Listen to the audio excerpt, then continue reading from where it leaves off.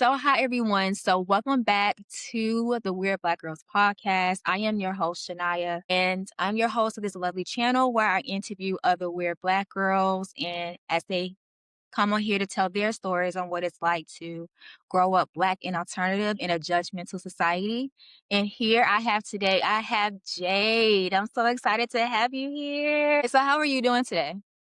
I'm doing pretty good. Can't complain. Great morning. It's bright outside, so can't complain at all. True, true. Yeah, because I think you said you live in California, right? I do, and just getting to be on this Yeah. podcast was like, this is so cool. So that highlights my morning for me. Oh my goodness, thank you. I appreciate that. Oh my gosh. And it's funny because I've always wanted to visit and live in California. So you're definitely living my dream right now. So that's like Where do you really cool. live? Like, if you don't mind me I asking. live I live in Atlanta. Okay, okay. Yeah. Oh, Yeah, I like like born and raised Atlanta. in that. Okay, Mm-hmm. okay, Mm-hmm. cool. Do they have a lot of alt black girl stuff out in Atlanta? Do you think or no? They kind of do, but they're always more geared towards obviously hip hop and rap and things like that. So that's what they're geared more to, unfortunately. So Mm-hmm. Mm-hmm. And California, they're everywhere, so it just varies on, like, what part, and then I think what event is going on. Because 'cause I've seen a couple, like, walk around and they're living life, like, my bosses have seen some people too that, like, were goth black girls, and I was like, "Oh my gosh, that's so cool," and they were like, "We have to take you."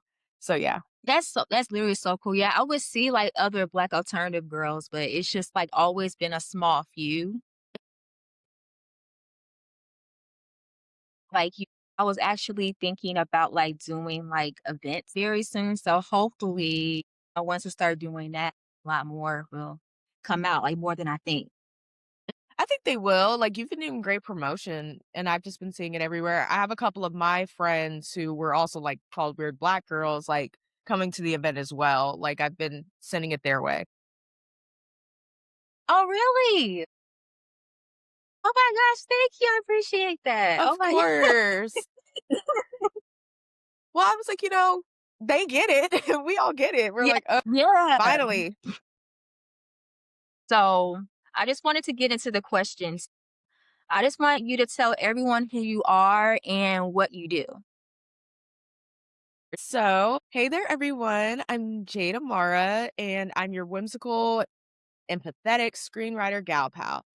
I'm a production assistant in the film industry who loves to surf, do her own nails, scrapbook, and write heartwarming stories for people at any age that they could watch. And that's me. I love that seriously because we definitely need a lot more screenwriters like you writing like, you know, more stories about us, like whimsical black girls and things like that. So I definitely do appreciate you for Love writing them. yeah. Yeah, because it's like I could definitely see you up there with like a Issa Rae or like Shonda Rhimes, like the black people That who is are the telling our stories. dream. Like, that is the dream, like, to be, like, either Yeah. Issa Quinta or, like, Shonda Rhimes, like, that is, like, my big dream Mhm. and stuff, and, like, especially with Shonda, like, I love her work, and I really loved her balance of, like, all of these different races, and then she'll, like, what else? Then she'll do a spin on a certain what she's doing with Bridgerton lately, I think it's so fascinating. I Yes. love the Queen Charlotte series, like, I love what she did Queen Charlotte, I said, "Oh my gosh," I watched that, like, twice, I may watch it again this year. Literally, I watched that 3 times. That is my favorite one right there. Literally my favorite. Yeah, oh my gosh, love them, and then the actor who played George, I was like, "Ooh, he's good looking," like, I don't know if he's doing anything else, but I was like, "This is such a good cast, like, really well done." Yeah. I really wanna see more of Lady Danbury's story if they do another Mhm. spinoff and stuff like that, so I really wanna see her, and I'm like, "Oh my gosh, this is so good." No, literally, like, every time she comes on the screen, like, I lift her, like, every time. Seriously, I love her character. Love her. Yes! I love Lady Danbury. Like, I love her, like, especially when she be walking with her cane. I'm just like, "Oh my gosh." Yes! Yes, oh my gosh, I love her. I still gotta catch up on, like, the new seasons. I've just been so busy, so I haven't had the time to, like, sit down and watch, and, like, it was hard for me to kinda get through season 3 just because it was, like, a change in the showrunner, so it was a big change in a little bit of the writing too, and I was like, "Dang, I really love the old showrunner for this show." Just Right. because I thought it was well done, and, like, season 2 had some really great moments, and then watching season 3, I liked it, but it kinda tuned me out a little bit because I think because there's so many other stories in the Bridgerton verse, it's kinda like I think Mhm. that what they're trying to do is they're trying to balance them all, and then they kinda lose the central couple, unfortunately. Yeah, They kinda lose them a little exactly. bit in focus, and so then it kinda goes to, "Oh, this is Eloise." And I'm waiting for Eloise's season, like, I'm really waiting for her to get her stuff. I was like, Yes, "Yes." that's what I'm saying. Like, she's like me too, she's my favorite one on there, and I was just like, "Dang, I literally can't wait for her season," but I've heard they're, doing more Francesca's season for Yeah, season 5. I was like, "Okay." they I was keep really skip looking forward to Eloise. right, they keep skipping Eloise, and my, conspiracy is that I think Eloise is, like, saved the best for last. I have a feeling it's gonna be she's Mhm. actually gonna be the last one. That's just Yeah. my thought. I was like, "Maybe Eloise is gonna be, like, the last one they do." Like, I was like, "Okay, got it." Just because, like, everyone's been waiting to see her story, and so I was like, Right, "I'm that's what I'm waiting." exactly. But wait, to get back on topic, I'm sorry. I can talk about Bridgerton all day, I really can. Girl, me too. So, you have worked on the Netflix Look Both Ways, you work on Apple TV, you even worked on the latest Avatar movie, Fire and Ash. Like, girl, that is crazy. Congratulations. That is literally so cool. Thank you so My god. much. Thank you so much. Amazing people to work with. Truly amazing. Yes, like, how was it like working on those movies? It was a really great experience. I actually like when I went on Look Both Ways, it was this job call, like this crew we call it a crew call for a Mhm. studio feature. And so I was in like college during this time. So I was like a junior in college and I was just applying to stuff in the film industry. And so like I applied to something that said studio feature and I didn't know what studio feature meant at this time. So I was like, I'm just going to apply. And so I get a call like a couple days later being like, "Hey, like this is Netflix. Like, we're wanting to know if you'd be interested in coming on and working on this show." Like, and so I was like, "Oh, okay, of course, cool." And so I was like, "Netflix?" Like, I was like, "Whoa, Netflix." And so they were like, Right. "Yes, Netflix." And I am thinking maybe this is a prank call. I was like, I don't know." So then I look up the woman who calls me, and so she's legit.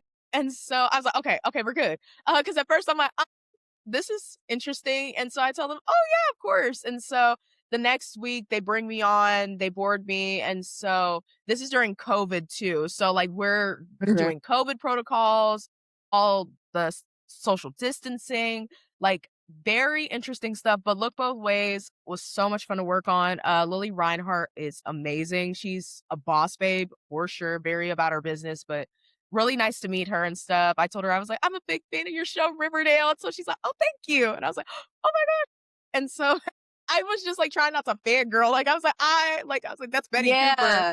So what like and then my set decorator, she found out that I also did some drawing, like, I was big into drawing and stuff, and so she asked me if I could draw some stickers for some of the scenes, and I was like, "Oh, yes, of course." So, in little sections, I will, like, point to it like, we ever had, like, a day watch of this, I can literally scroll and be like, "Oh, that's where, like, one of my drawings is," and then I have another shot of where it's a clear as day, like, that's my stuff, and it was just super fun to work on. I love the team that I had, like, they were amazing, like, and from there, then it just kept going to, like, HBO, and then eventually it went to Manhunt with Apple TV, and that's with my bosses.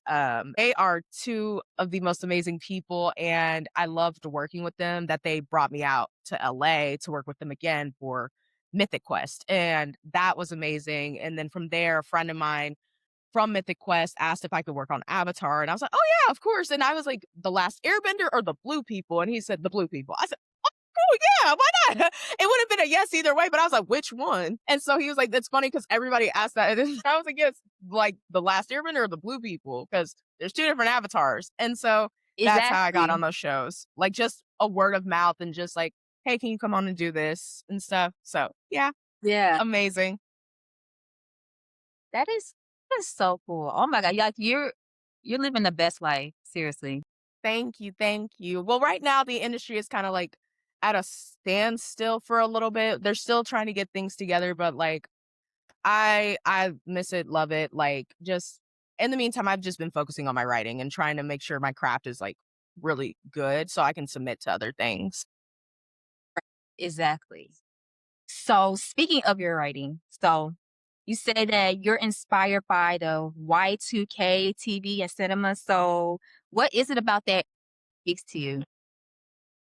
Oh my gosh, so I adore the early 2000s writing style, like, when I tell you it has the most natural writing to me, like, in terms of dialogue, in terms of plot, in terms of teenagers, like, in terms of kids, everything, like, I thought I think that that era had such a great level of nostalgia, but it was also just so much like, "Oh my gosh, like, there's kids that actually talk like this." And so, one of my favorite things about that era is just, like, the comfort it brings, like, that's what I really, really enjoy about it.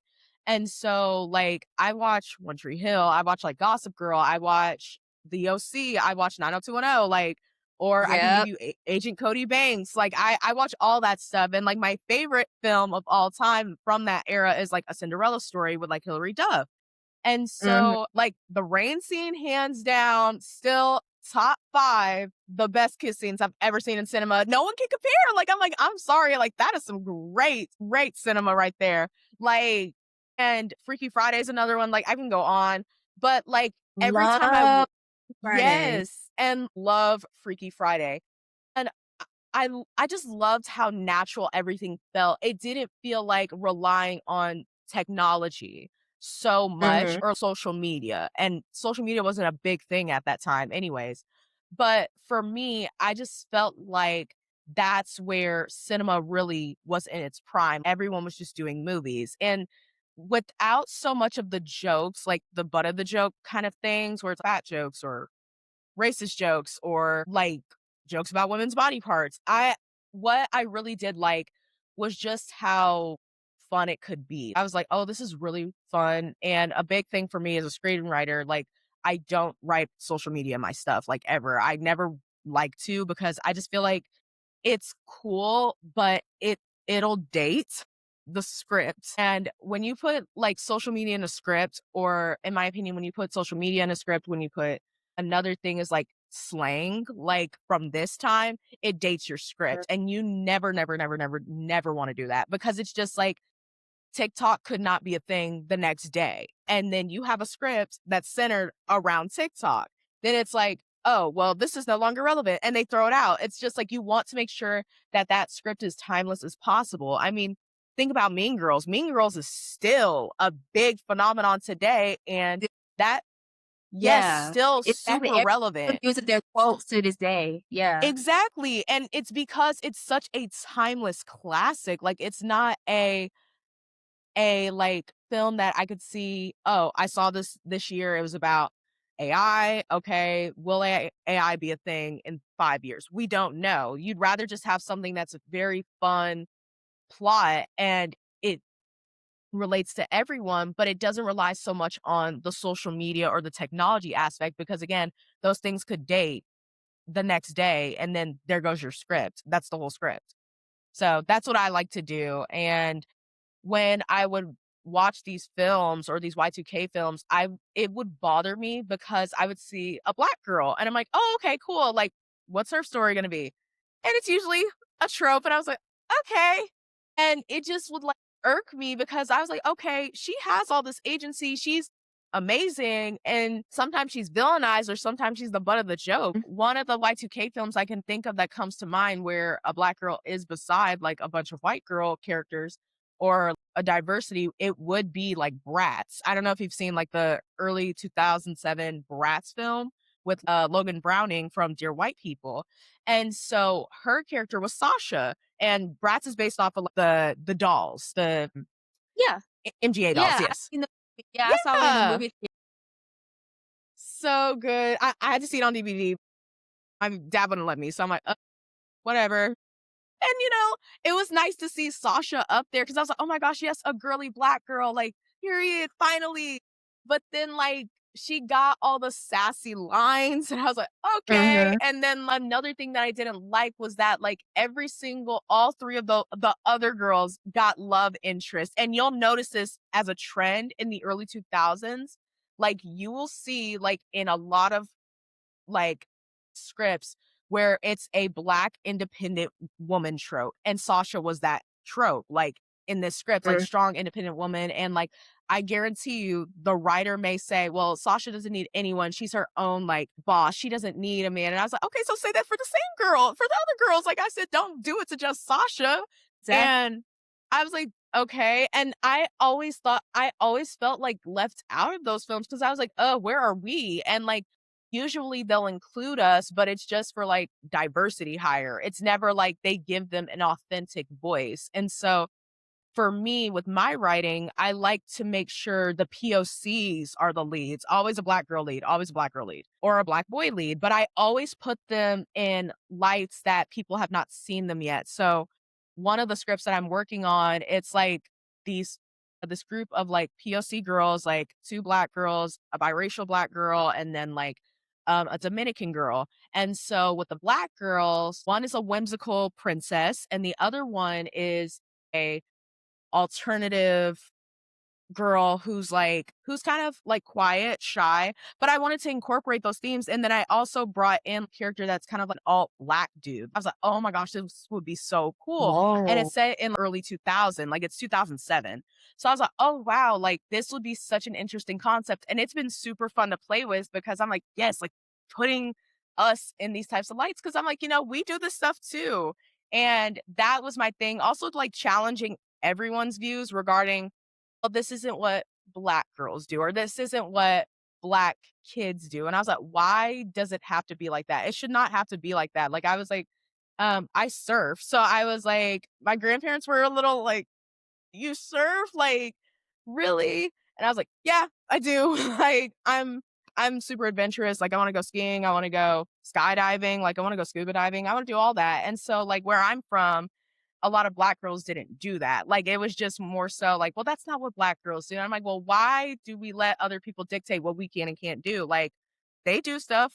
What makes you think we can't do it either? And I think it's like that Uh-huh. fear of the unknown, but it's just, we shouldn't let it be reserved for only one race. Like Exactly. skydiving, scuba diving. It's just like, no, we could do it too. It's fun. Just don't limit yourself. And so that's also my scripts. They're super nuanced. I challenge both a lot of people's perceptions about Black people in a spectrum, Mhm. and that includes the Black community itself, like calling them out and saying, hey, you can put them like this too. That's fine. You just got to know what you're writing and who you're writing about and what is the message behind that. That's true. That's true. Yeah, I love that because we definitely need a lot more, Black people just as, main characters. Because for so long we're always like put on the side or we'll just pop up for a second and then disappear, you know?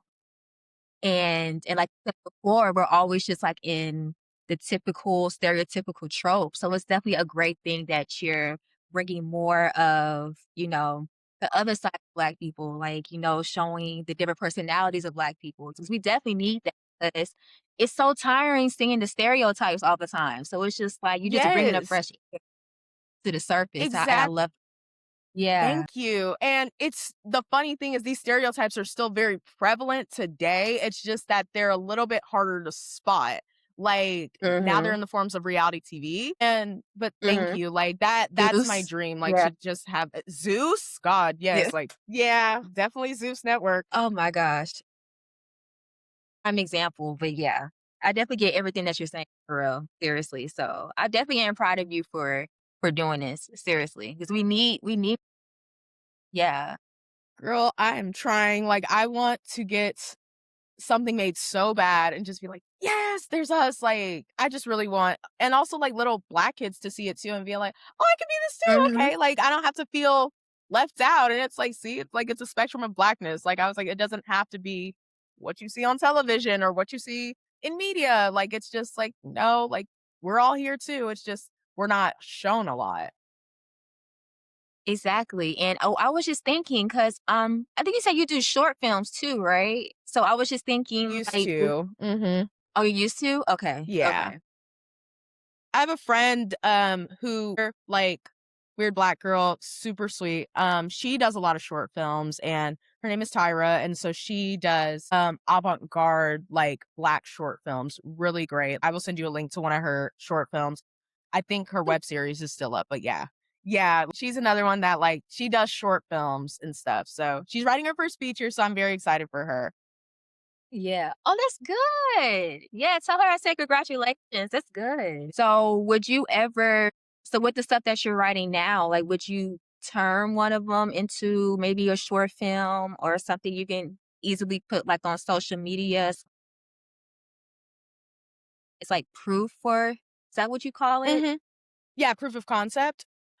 I Yeah, wouldn't mind, to be honest. So, funny thing, a lot of my scripts are very, like, big. So, like, anytime I write them, I imagine a movie theater in mind, but I keep the yeah. budget in mind when I do write, but I am thinking of, like, the movie theater aspect because, like, I do have one feature that is finished but it's a cheerleader film. So, I would definitely like it would be cool to do it. And there are a couple of people that have been, like, not necessarily trying to look at it, but, there is, like, a couple of people that are running these, like, black screenwriting contests where basically, if you submit and if they like your script enough, they'll do the proof of concept for you.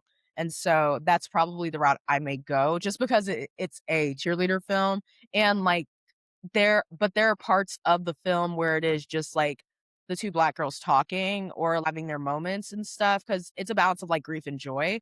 And so that's where I would not mind doing the proof of concept, especially in one of the scenes, with the main character where she kinda lets that grief unleash. So that's kind of what I would go with. I would not mind making it a short film. I just have to tweak some things. Yeah. Yeah, definitely do that for sure. Like, it kind of produced for my of, have you heard the movie You, Me, and Tuscany with, Halle Yes! Bailey? Yes, yes, yes, yes, yes, yes, yes. Yeah. I'm seeing it on Sunday. I'm so excited. Really? My Yes. god. Have you seen it? I have not seen it yet, but I've heard great reviews so far. I'm literally so happy. People say it's Well, really good, really. yes, and in the industry, they're watching this film in particular because there's been talks going around, like, if this film does really well, they're gonna start putting out more black rom-com content, like, they're gonna Mhm. start greenlighting a lot of more things for us, and so I'm going not only for that, but I love Regis Jean-Page, like, love him, and then, like, just going to see how the film does. I love Will Packer's work, so, like, big fan of his stuff, so I'm Yeah. excited to see. He usually does well with his work, like, Think Like a Man, one of my other favorite films, like, love his Yeah, stuff. true, true. Yeah. That's such a good movie. I think they had, like, what, 2? Was it 2 movies they had? 2, and I think Yeah. Gabrielle Union's character is, like, kind of like the nerd-ish character. I think they didn't wanna say Mhm. it, but she knew a lot of references, so I was like, "I'm gonna make her the nerd character." I was like, "Yeah, that's the black girl nerd. We got one." I was like, "Okay, we got somebody." Yeah, so I'm just really glad that, we're like, us as Black people, we're, like, Mhm. really supporting this movie because we need more things like this. Like, just to have more movies that's not centered around, struggling or trauma. It's just, like, everyday living, you know? Exactly, and it's a fun film and perfect time to release it. Like, I'm looking at my calendar, I'm like, "Yeah, this is a perfect time to release it. Looks good." Yeah. Because 'cause I'm tired of seeing horror. Like, it's great, don't get me wrong, I'm not a horror person, but, like, I do like watching like rom-coms and stuff, and I was like, I wish we could see more fun black rom-coms." Like, I was like, "Where are they?" So hopefully this will open the doors for like other black screenwriters to come in and be like, "Oh, this is my stuff. Do you have a black rom-com?" "Yes, I do." Like stuff Exactly. like that. Yeah, so I'm definitely glad that we're actually like going out and supporting the movie. I'm very happy about that for sure. So I wanted to ask you this question. So what's some moment from your childhood or teen years that made you feel misunderstood?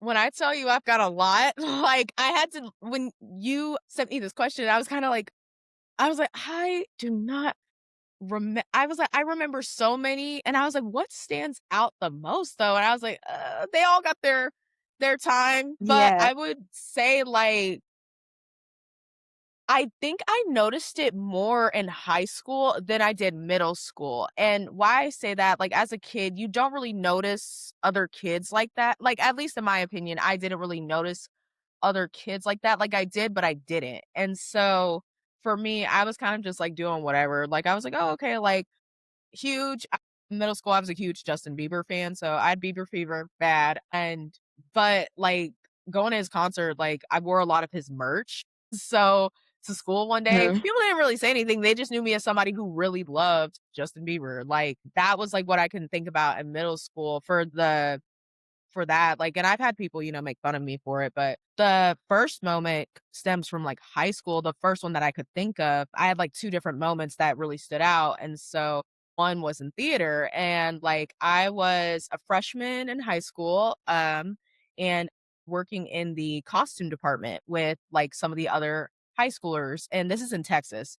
So, basically what happens is that, like, anytime I do this thing anytime I talk, I usually do 3 things. So sometimes I'll overthink and stumble on my words. Sometimes I'll put my foot in my mouth, and when I don't mean to, just because I get so nervous, or, like, I'll have a nervous laugh at the end of, like, my sentences just to kinda, like, ease myself or maybe ease other people too. Because 'cause I'm like, "Okay," like, but that's a little bit of a people pleasing thing too. So I was just like, Yeah. okay." Anyways, and so one of the girls that, like, she's my high school classmate, this was a white girl, she had AAVE, and so she, like, heard me talk while we were at the costume department in the costume department working on, like I forgot what shows, costumes we were doing at this time, and so she, like, takes it upon herself to tell everyone in the room, "Hey, guys, do you notice that, like, when Jade talks, she every time she talks, she does a little, 'huh' at the end of her sentences?" And I was just like in that moment, I was like, "Please kill me." I was like, "Oh my god, okay." And so after that, like, she was like, "Watch her say something." Like, she put me on the spot to, like, say something, and I was kinda like, "I mean, I don't know." And then, like, she was like, "See, she just did it." And so I'm like, "Okay." And so then it kinda got worse because since I'm bubbly and since I'm whimsy, even in high school, like, I'm like this, like, she would mock the way I talked and stuff, or she would, like, mock the way I acted and stuff because often, like and this is still an ongoing thing, unfortunately, where, like, because I'm so bubbly and I'm so whimsical, they often associate that with dim-wittedness, and that is, like, one of my biggest things, like, biggest pet peeves, because I was like, "That's not what that is." And I was like, "Okay." Especially, like, it's so degrading, and I'm like, "That's not what that is." And so when they did that, it spurred into a couple of things to where, like, when I messed up on a costume, it was just like I was always the butt of the joke. I kept getting laughed at, and I didn't know how to stand up for myself at that time. And so, like, and she was one of those people that would kind of make fun of me and be like, "Oh my gosh," like, hey, kind of making it seem like I was really dumb. And it was just more so I was just super nervous. And when I get nervous, I kind of shut down, like, just like, I'm like, oh my gosh, okay, don't mess this up. Don't mess this up. And that's just the perfectionist in me at this time. And so, like, my costume department head, because she said that, and then started to mock me, my costume department head literally said, "Jade, sometimes you concern me." I was like, "What?" I was like, okay." And so my mom, like, she saw me crying one day about it, and so she had to, like, step in and say, "Hey, take her off of this department, put her somewhere else, put her with someone else." She was like, "I no." She was like, "I don't play that." And my mom was often somebody who, like, because I was so shy and, like, quiet during this time, and sometimes I still can be, My mom was the Mhm. person that usually, like, stepped in when someone would, like, bully me or, like, someone would talk about me any kind of way, especially with the way I spoke. Like, this was something that me and my sister had to deal with throughout our lives, like, especially in the state of Texas, where it was just, like, the way we talked, the things we liked. Like, my mom was usually that person to kinda, like, be like, "Hey, don't talk about my kid." Like, she can like whatever she wants to. And so Right. that was, like, the one moment, and then another moment was on my cheer team, like, I was my high school's mascot at this time, and so, like, there were a bunch of Black girls on the team. We're all in the same class, and so, I wanted to get to know them and talk with them and bond with them and stuff, because there wasn't many, like, other Black kids that wanted to bond with me in, like, high school, so I was like, "Oh, cool, like, this is my chance to talk with them and stuff." But with that cheer team, like the 2 girls ahead of me, like maybe a year ahead, they were cool. Very cool Black girls, very sweet, like they looked out for me.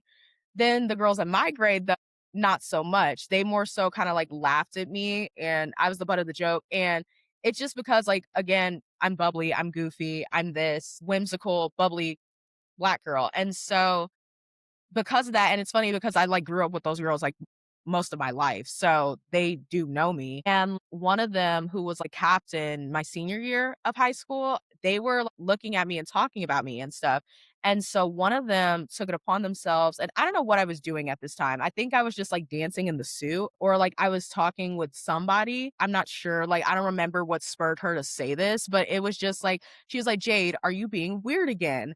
And I look at her and I can't say anything. I'm like, "Okay, interesting how you say that."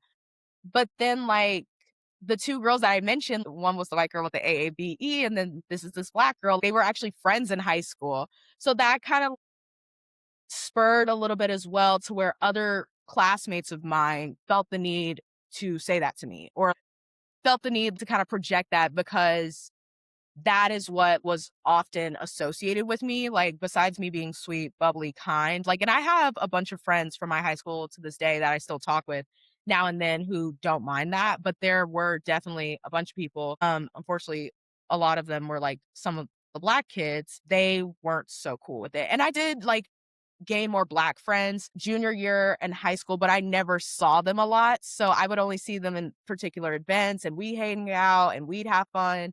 And they'd really like hype me up and stuff. And that was really nice. And I wish I saw them more in high school because they're definitely like some true people. But yeah, I think those were the 2 moments that really just stood out for me, and I was like, that's the parts where I just felt misunderstood just because it's just like, okay, there is a white girl who acts similar to me, and you don't say anything about her. You say it about me, and that's what always bothered me. It's just like, okay, she can do that, why can't I? Like, I'm human, like, I can Right. have my own moments too, and I think that, like, another thing is that, like, unfortunately, during this time, like, getting called an Oreo, like, that was a big one, or, like, another one was like, "Oh, Jade's a white girl," and, like, anytime somebody called me that, I would be like, "Here we go." Like, I'm just like, "Huh," and, like, I even got called it at my HBCU, like, with my own roommate, like, my former roommate, like, she called me, she was like, "Oh, you're a white girl," and I was like, "What are you talking about?"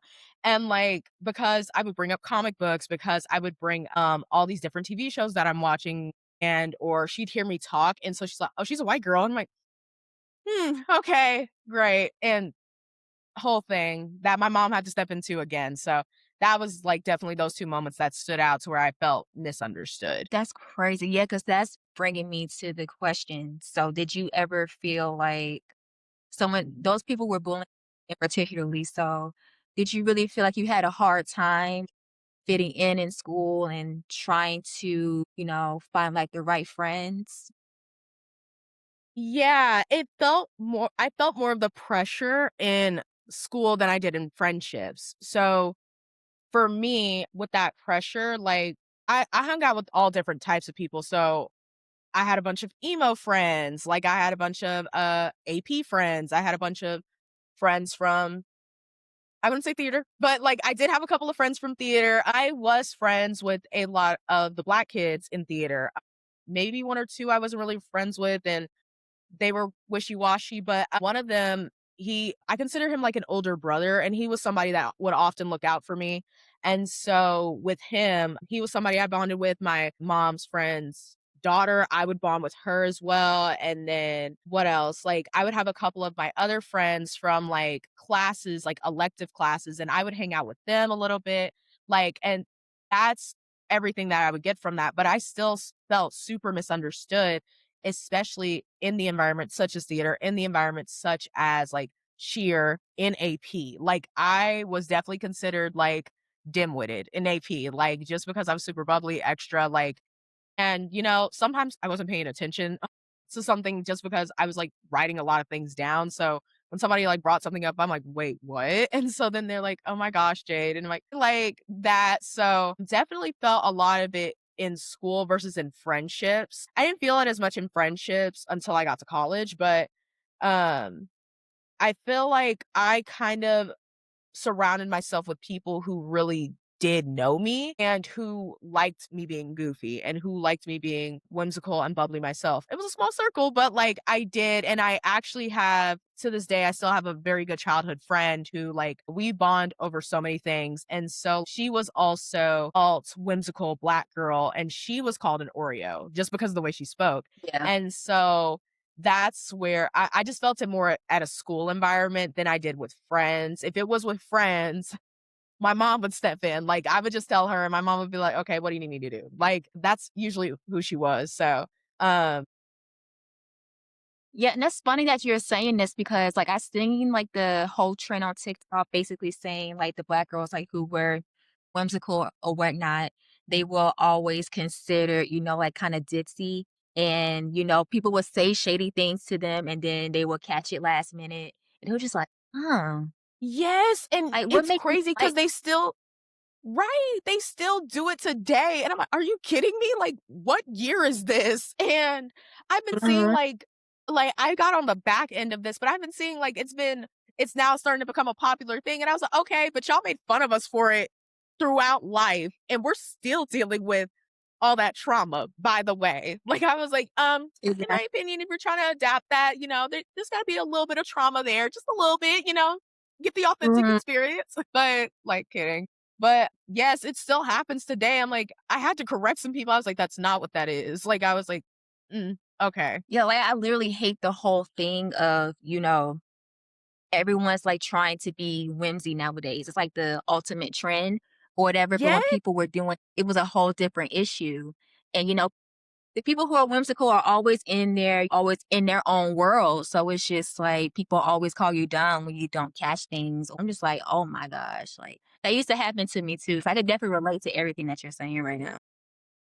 Thank you. Like, it's so, like I just hope, like, the movies that I'm making get made soon, because then it's kinda like, we're opening some more conversations. Because I was like, "This is Yeah. ridiculous," to say the least. It's tiring. I'm not gonna sit here and lie, it really is tiring. It's basically all the fighting we have to do constantly to really show that, we really aren't the same, and when people see that we're doing different types of things, and be like, "Oh, why are you doing that?" Like, "What do you mean? Let me do what I wanna do." Like, let me live. They never let Black people live, especially Black women. So I'm just like, "Oh my gosh," like, everything is always a problem when we do something. It's Yes. Oh annoying, my right? gosh. It's so annoying. I was just like, especially when it's a black woman, when you said that, I was like, yeah, it's always us. And I'm like, okay, cool. Like, great. And then it doesn't help when like your own community doesn't help the situation. I'm like, no, this is not okay. Mhm. And you're allowing, because you mistreat us. And this is something like my mom taught me and my sister, like thinking about it like this, like if I were to ever like talk to my sister any kind of way around my friends, that lets my friends know, "Oh, I could talk to her that way." That's what, like, my mom would tell me, Right. "Don't do that." She was like, "If you need to, like, correct your sister or, like, you need to talk to her in private, don't talk to her in front of friends." And so that's what I feel like with, like, the Black community is, like, you're calling us whitewashed, you're calling us ditzy, you're calling us weird, but then that allows for other races to think they can say the same Yeah, thing to us, and it's like, that's not okay. exactly. That's this issue that we got now. I'm like, "Oh my gosh." Other races are literally so comfortable with just calling us anything, and it's like, it makes me so mad, and then if you say something about it, then they put you in with, like, the angry Black woman, yada, yada, yada, like, They're the victim. Right. I've had to tone down my voice, like, and a lot of my other friends have done this too, where I'm literally like, "I'm not trying to be angry, I'm just trying to let you know, I'm putting this boundary, don't do that again." Like, I was like, "Don't, like, you don't know me." Like, I was like, "You know of me or you've seen me," but I was like, 1, I'm not ditzy. I was like, "That one, you can go ahead and put that away." I was like, "No, that's not Right, who I exactly. am." And I was like, "I just like fun things." Like, I was like, "I like glitter and I like I like all these things." Like, I was like, but don't associate that with a certain word just because you don't understand Black Girl Whimsy, and that's okay. Then go watch it. Like, I was like, there's plenty of like content creators and YouTubers that talk about this kind of stuff and do their own things in these video essays, and you're worried about me and my brain. Go away. Like, I was like, okay, like, let me Mhm. be me. Exactly. Leave us alone. Like, let us do our own Right. thing, please. It's crazy. I don't know if it's ever gonna end at this point. You just have to ignore the noise, unfortunately, so it's just that. So so back to basically when it comes to, like, your work and, like, being creative, things like that. Do you feel like your creativity was shaped by feeling like an outsider, growing up? Yes, a lot of it actually is shaped from that. Like, at first, when I was, like, a teenager, I didn't embrace that outsider status. I was always so like, "Oh my gosh, I gotta be like everyone else. I gotta be like everyone else," because I was like, "I don't want people making fun of me. I don't want people talking about me doing all these things." But then, like, the older I got, the more I started to embrace it because it's funny, like, when I started screenwriting, I didn't write Black girl whimsy stuff yet, like, because I was still accepting that part of myself because I've had so many people talk about it, and I was like, "Okay, Imma just do what everyone thinks I should be doing and not what I think I should be doing." So, of course, a lot of my pieces challenge like something in society. So, for me, it was often a religious standpoint or it was a race standpoint. So, those were like my old scripts. And I didn't feel like it was me. Like, I really didn't. I felt more so like this is not something I'd want to write about. This is not something I'd want my name attached to. Like, I was like, no. And I was just kind of like, actually, I think I want to write more of this. And so, like, that's where, like, the Y2K stuff comes from. I was like, "What movies am I constantly going back to? What writing do I enjoy the most?" And it was Mhm. Y2K, and I was like, "Oh my gosh, wait," and I was like, "Oh my gosh, we could, like, have a Black girl lead and, like, a Y2K, like, not necessarily Y2K based, but more so just, like, oh, paying homage to it, but now we're the leads. Like, let me put my spin on it, and then add that nuance, that extra layer," because another thing with Y2K films, especially with women, they do not add enough dimension to us, and so that's what I've noticed. It's a lot of, like, sexualization, especially if they're in high school, and, like, for Mhm. me, I was like, black girls are already going through that kind of stuff. And so I was like, no, show them as teenagers, like show them having messy moments, like show them being quirky, awkward. And I was like, because we've all had our awkward moments. And I was like, I want a little black girl to be able to see this and be like, oh my gosh, that's me. Like, thank you. That's literally like one of the reasons why I write is for little black girls and stuff. Just because we didn't have that stuff growing up. And I want them to have that stuff growing up. And so Exactly. with that outsider status, I feel like instead of thinking that it's kind of like your kryptonite, like Superman, I say it's more of like a strength because it's like, you know what? Because Mhm. you're an outsider, you're the only person that can write this because other outsiders will relate to this. And when you have that, you're like, wow, like I can actually do some really fun stuff with this. And so I've been leaning more into that and be like, you know what, like the phrase says, you weren't born to stand in, you were born to stand out. And I think as especially like as black women who step out of these like comfort zones, especially within the black community, I feel as though those are the people that are going to be the ones that change it. And I think that it's for the better if they let us, just letting us do our thing and like be ourselves. And I think that with that outsider thing, using that status really helps us a lot because it's just like, no, we're breaking generational curses, we're breaking trauma, we're breaking the norm, quote unquote. And so that's for me. And so I do know some people get really shocked when they read the stuff when they read my stuff because they're like, I thought it was gonna be this. And I'm like, no, like it's not. Like make sure to add layers to it. Like I was like, no, it's gonna be this, but it's also there's other layers to it. So a lot of my films and my scripts often have little subtle nuances that talk about the outsider status with Black women.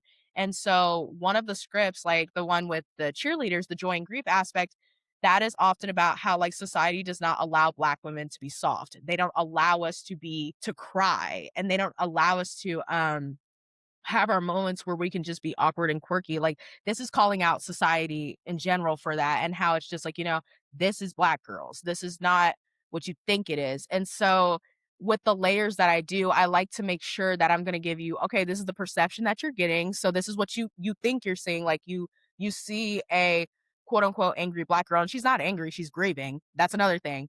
But then I'm gonna Right. peel back another layer and I'm gonna show you, well, she's also quirky.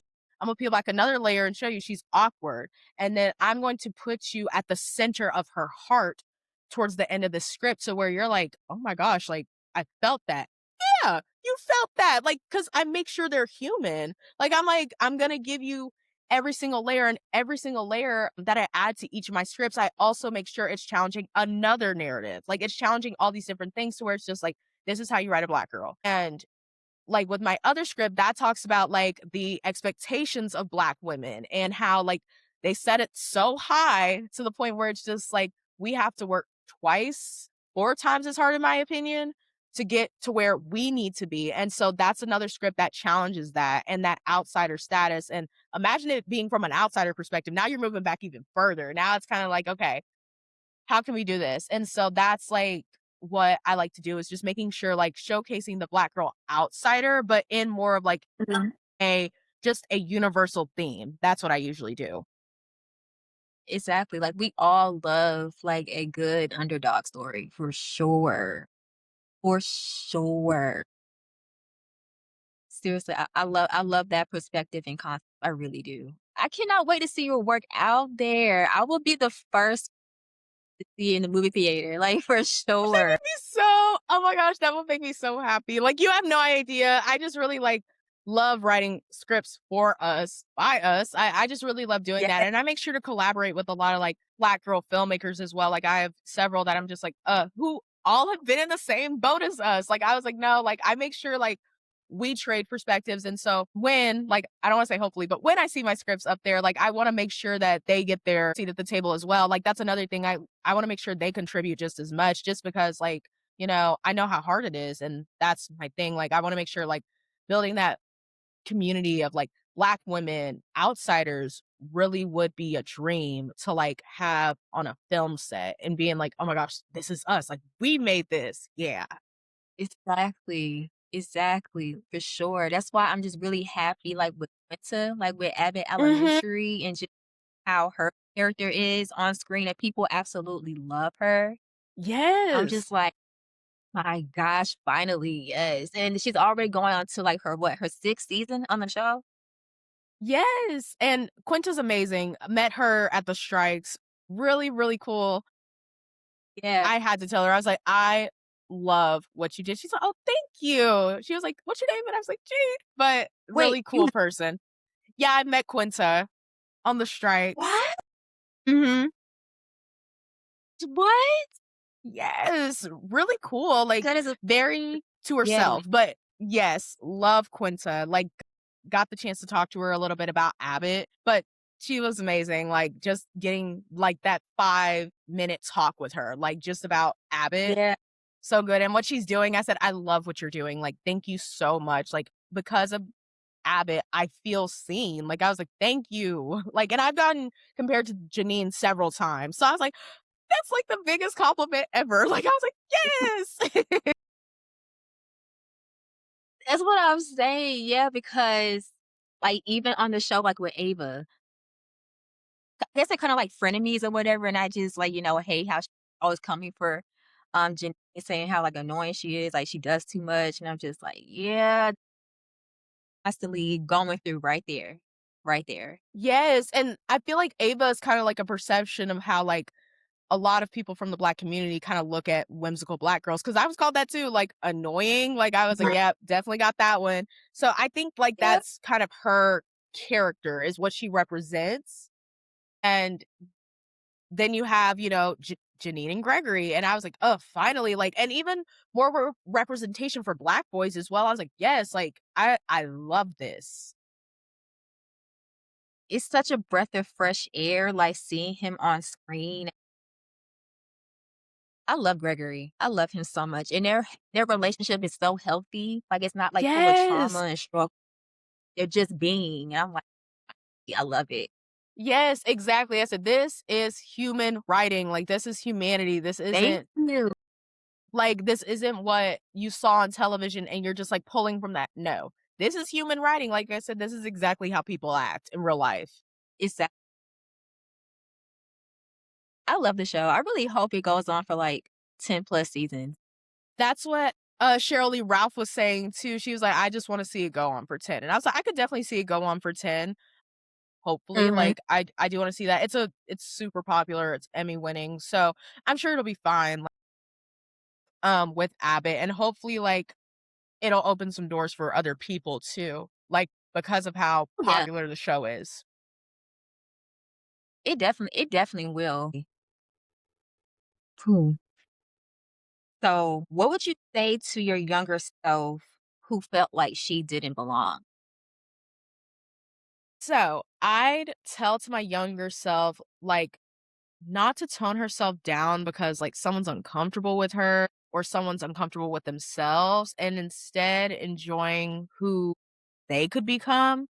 You enjoy yourself, and so I'd say, some people are gonna be jealous of you, some people are going to be uncomfortable because they don't know themselves. You know who you are, and you Mhm. know who you're becoming, and so they wish they could have that, embracing themselves as who they are, and I tell her, "Embrace your whimsy, and your magic doesn't have to be shared with everyone. Your magic can be shared with people who truly see your authentic self." And I feel as though your whimsy is your intelligence, it's your warmth, and it serves as other people's inspiration. It can serve as that. And I would tell her, "You deserve to be happy, and you deserve the life that you live, living the way you do, and because that's what your mom wanted for you in the end. That's what you need to keep her memory alive and, keep the depths of your heart alive and enjoying your inner sparkle." That's what I'd tell her. Oh my gosh, I love that. Oh my gosh. Seriously.